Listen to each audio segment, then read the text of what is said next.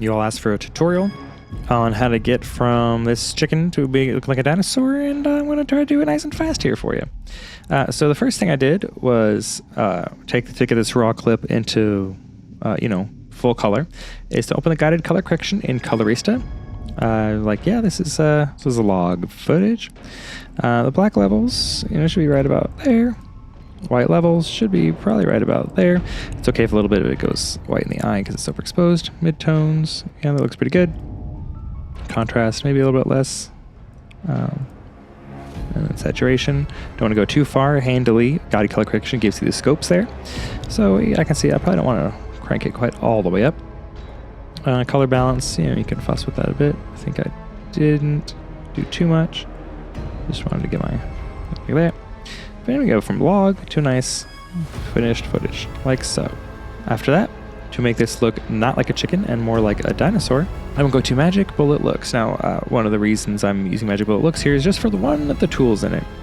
It's my favorite way to remap colors, and it's called Color Remap. I love color remap. And see, by default, we got white maps to white, gray maps to gray, black maps to black. You could do all kinds of things with this, like emulating film, but in this case, I'm going to change this red color to be kind of a bluey greeny dinosaur color. But I'm going to work in the lab color space here. It just changes kind of how things map. And the first thing I'm going to say, I want to keep this background color the same, and I want to keep this yellow eye the same as well. So new color mapping on the eye to be yellow. So pinning the green to green, yellow to yellow.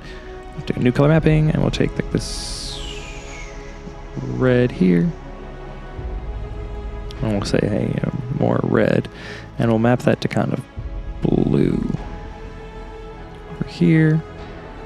Gonna give it some of that undertone, kind of blue to the skin. And we'll say new color mapping, and we'll take this kind of orange, and we'll turn that green. And there we go. So we got the kind of yellow highlights in the eyes. Background still is the same color. And we've now turned that red chicken rooster thing into kind of a green skinned dinosaur. And then we've got our logo layer, and we'll apply King Pin Tracker to it. Now for King Pin Tracker, it doesn't have to track just solid surfaces. It can track kind of organic things like this eye. I wanted this title to not feel like it was part of the creature. I just wanted it to feel driven by the creature, if that makes sense. So as this kind of organic movement of this creature happens, the eye, the eye blinks and moves around and whatnot. I wanted this title to kind of move with it there. We'll get this lined up, and then we'll track it. We'll say, hey, track our chicken layer, and we'll hit go. Cut out the boring tracking bit for you there. But I didn't have to adjust anything. I just at the defaults. That's what we got. So we got it kind of opening up with the eye. Whoop. Creature feature. I especially like how it kind of, that little motion there is the eye kind of opens. The great thing about King Pin is you can go to the transform pins and move this along the plane however you want. Undo that. Or up and down, and you can scale it. So in this case, I want this title to be a little bit bigger, a little bit down. Just a smidgen from where it was. Oop, too far. There we go. So just say creature feature right over the eye there. And then we also put some optical glow on there. And I said we're going to generate some alpha channel here. And the amount we'll put down to 3. This eye is nice and big there.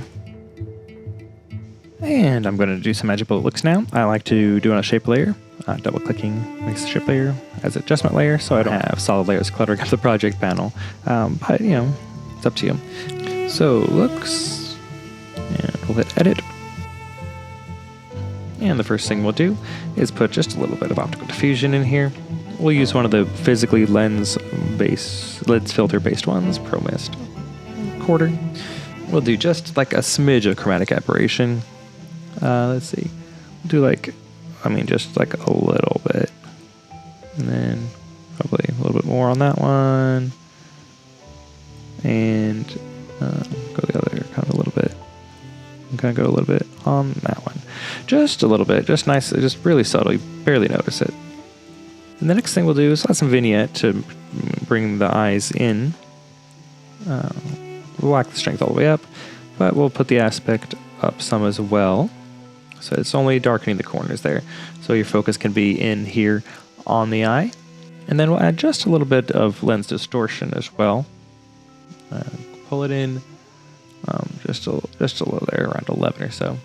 Just to help, especially as this text moves across, to make it feel like it's filmed with a lens there. And the next thing, let's add some haze and flare over top of everything. We'll go blue on it, kind of keeping that kind of cool tones. But we'll knock the exposure, see, up just a smidgen there, and the reflecting exposure will come down just a little bit. Still relatively subtle. And then now we've got a couple different haze and flare stuff going on in there. With the diffusion and the haze flare, we'll crank up the clarity some to really make those scaly scales pop, even though it's skin, not scales. Next, we'll go add some mojo over top of everything. Maybe punch it just a little bit there, and kind of bleach it just a smidgen, just get some colors in there. And then we'll do some halation. And we'll pick a vintage 35 on that to kind of give it that filmic look, and some renoiser. Well, you know what, let's do 16mm on this one. We'll go a little grungy on it. There, that's how you get from something that looks still like a close-up of a chicken to something that looks a little bit more scary.